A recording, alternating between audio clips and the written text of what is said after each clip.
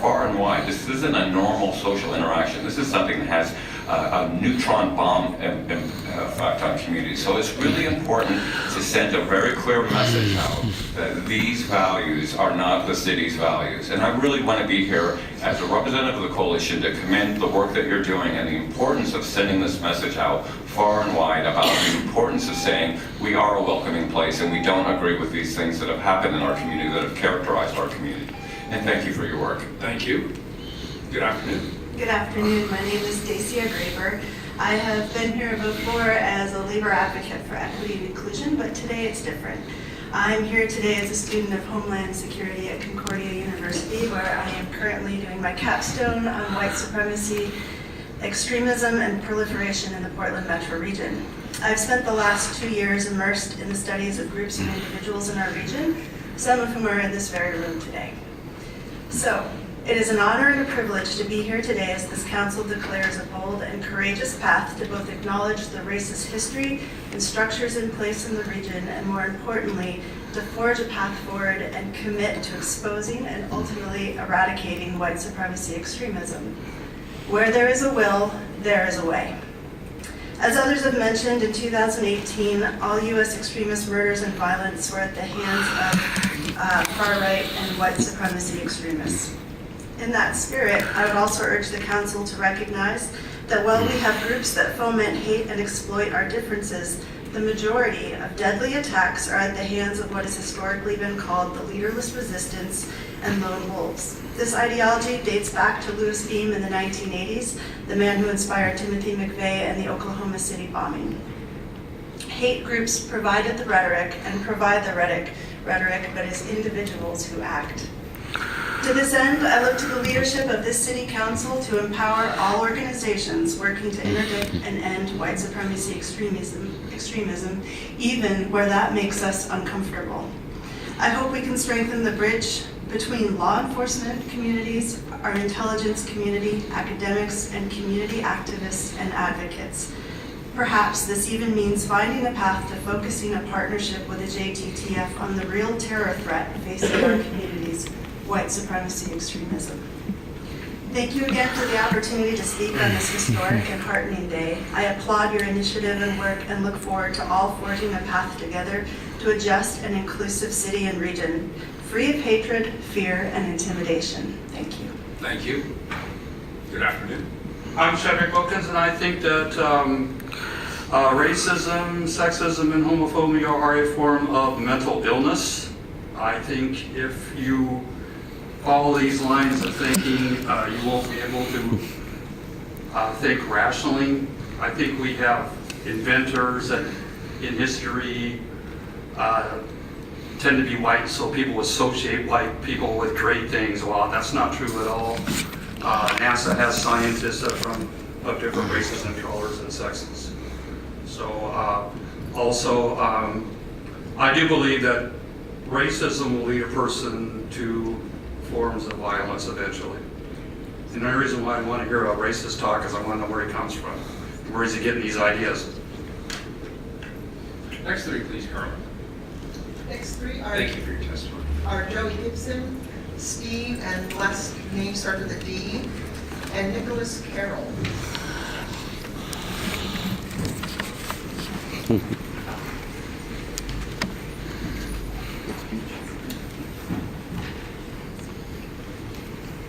you want to start on this side, please. Yeah, my name is Joey Gibson. I'm founder page here for I have a brown daughter. I have a white son. I believe that they're both equally beautiful. I believe they have a great future in front of them, and anyone who would make my daughter feel like less of a person because of the color of her skin, or make my son feel like less of a person because of the color of his skin, I think is a horrible thing, and I'm here to denounce all forms of white supremacy and hate. With that being said, I'd like to read from Corinthians. Love is patient and kind. Love does not envy or boast. It is not arrogant or rude. It does not insist on its own way. It is not irritable or resentful. It does not rejoice at wrongdoing, but rejoices with the truth. The truth. Love bears all things, believes all things, hopes all things, and endures all things. I think that it's great to denounce white supremacy, and I think that looking at this resolution, there's a lot of, the word hate is in it a lot, and it's about what you guys are against, what you denounce. but I think that you have to have a solution, and I do believe the solution is love, without a doubt. You cannot fill in a dark room with more darkness or more hatred. We have to bring light into it, and I do believe the answer is love.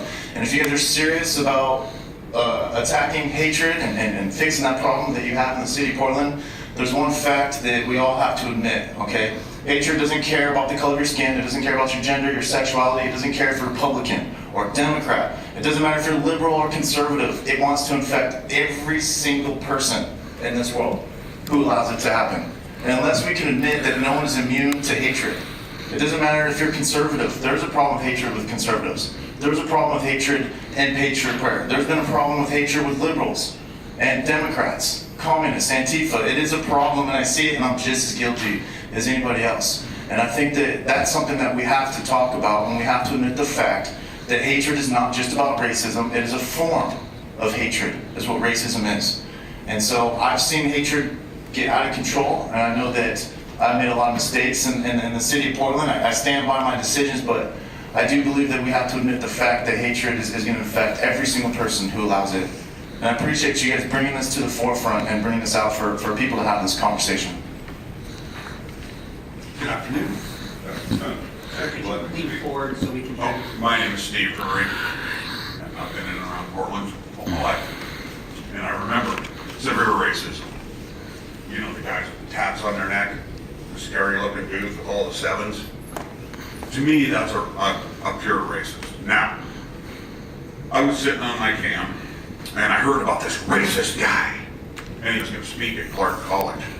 So I jumped up out of my chair like a citizen. I'm going to beat him down. But I got to know him. There's not a racist bone in that man's body right there. And I don't see how anybody could condemn him of any such thing. Why don't you get to know him? Are you that afraid? I wasn't. Maybe just a little.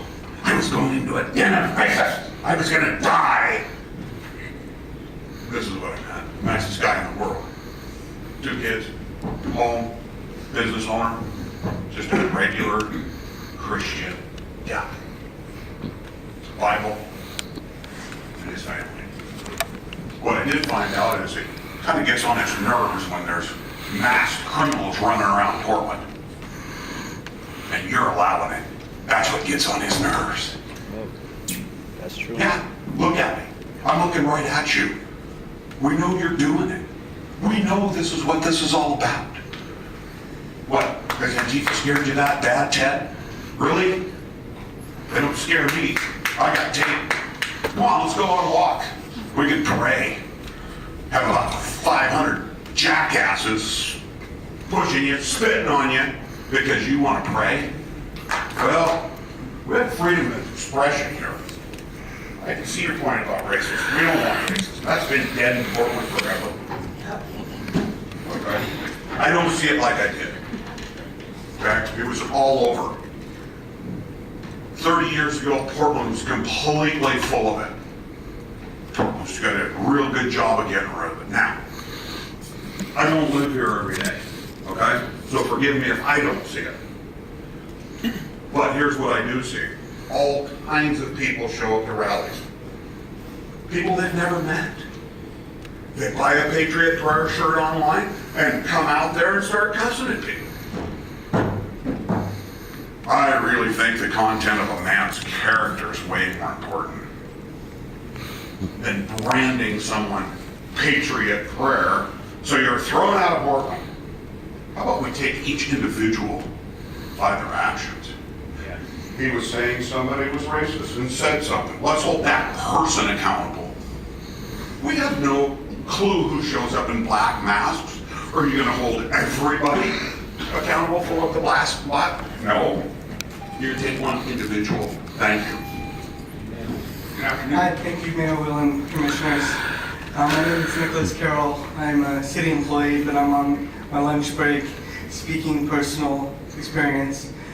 This is very personal for me, so I thank you for this resolution. I'm a product of a mixed race marriage. My dad was a white man from Kansas. When he joined the Air Force in the Vietnam War, they stationed him in Thailand, where he met a Thai girl. They got married and had 3 children. and they celebrate their 50th anniversary in December this year. So they prove that love does transform boundaries of cultural and race and religion. So I participate in some of these rallies, and some people, friends of mine, ask me why I do it. I think Commissioner Saltzman had said in a meeting last year that if we didn't show up, if the counter protester group didn't show up, they might get tired and not come to Portland anymore. But a week after Charlottesville massacre, there was a rally in Boston where white supremacists showed up, and there's a famous picture where 50 of them were huddled in a gazebo in a park, and 40,000 Boston people showed up on solidarity with the people of Charlottesville. And then last week in my hometown in Stone Mountain, Georgia, the white supremacists had a rally. Stone Mountain's famous for the Klan burning crosses on top. And so the white supremacists canceled the rally when the anti-protesters showed up. So as one who's participated in these events, like the August 4th one was the most intense. And it's kind of disheartening some of the tactics that the police use to feel like it's used against the citizens of Portland. We're defending our city from these people who do not live and work in Portland. And we feel that they're draining the resources of the police department. There's so many things the police can do that is good for the city. And they should not be having to spend overtime dressed up in riot gear, babysitting these two groups from attacking each other. I think people, hate speech should not protect speech. They should pay for their own security. It's draining the city's resources, and it needs to stop. I don't want another summer like the last two that we had. I think we're better than that. But I thank you, Mayor and the Commissioners, for what you're doing. Thank you. Thank you. Thank you very much. Next speaker, please, Carla. The last two who signed up are Robert West and Jesse West.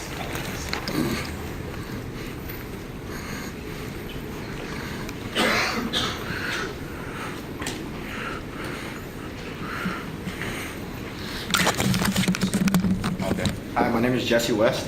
I'm mixed. I'm half Mexican, half white. My dad over here is Robert West, and my mom's Mexican. A lot of people been like Antifa. I've seen some officers say that my dad's racist, do alls and all that, right? But the same people that are saying that he's racist are the ones doing racist stuff to me. Any of you guys know Officer Samson in Nigeria? They arrested me a few years ago for no reason. I was in booking for 10 hours.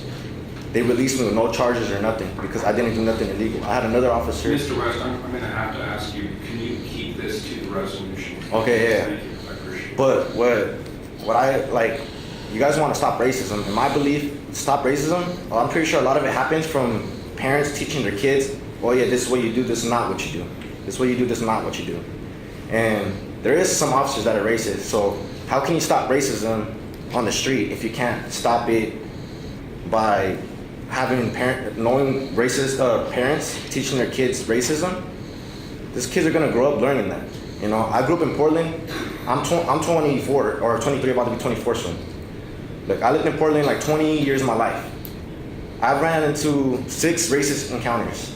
2 of them by officers, 4 of them by civilians. You know, my dad, he gets along with preachers of prayer. If they get along with him, I'm pretty sure they're not racist. Nazis, they don't get along with people that get along with another race. My dad has a kid with a Mexican. And to be honest, when my dad first married her, she used to be illegal. She got her paperwork, she became a citizen. She's a law-abiding citizen, she's a Christian.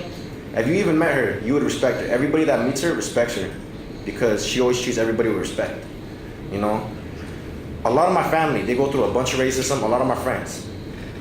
And it's not just from civilians, it's from police too. But I'm not saying all police are racist. Not all of them are racist. I've seen some good police officers, I've seen some bad ones. You know, just like civilians, there's good and bad civilians. But I believe a lot of the racism gets taught down by the parents teaching their kids their racist ways. And yeah, I believe it should stop. You know, I've been attacked over racism stuff like that. My dad's been attacked, like by verbally. You know, I don't agree with racism. And to be honest, I don't really like saying skin color like black, yellow, white, because that's still, my opinion is still racism, because you're judging, or you're saying a person by their skin color. There's people like, I have a roommate, he's African. Oh, he's African American, he's a citizen now, but he was originally from Africa, from Ethiopia. You know, I have friends that are Mexican, I have friends that are, you know, Asian, I have friends that are Islander, I got friends of all kinds of races. I don't say, oh, I have a brown friend, I have a yellow friend, I have a white friend, I have a black friend, you know? I tell them by the races, because if you mention it by the skin color, that's when it starts becoming racist. When you start naming them by their ethnicity, their race, it's not really racism, because that's their race, that's who they are. And you should be proud of who you are. Thank you. Yes, my name is Robert West, and lately I've joined the Patriots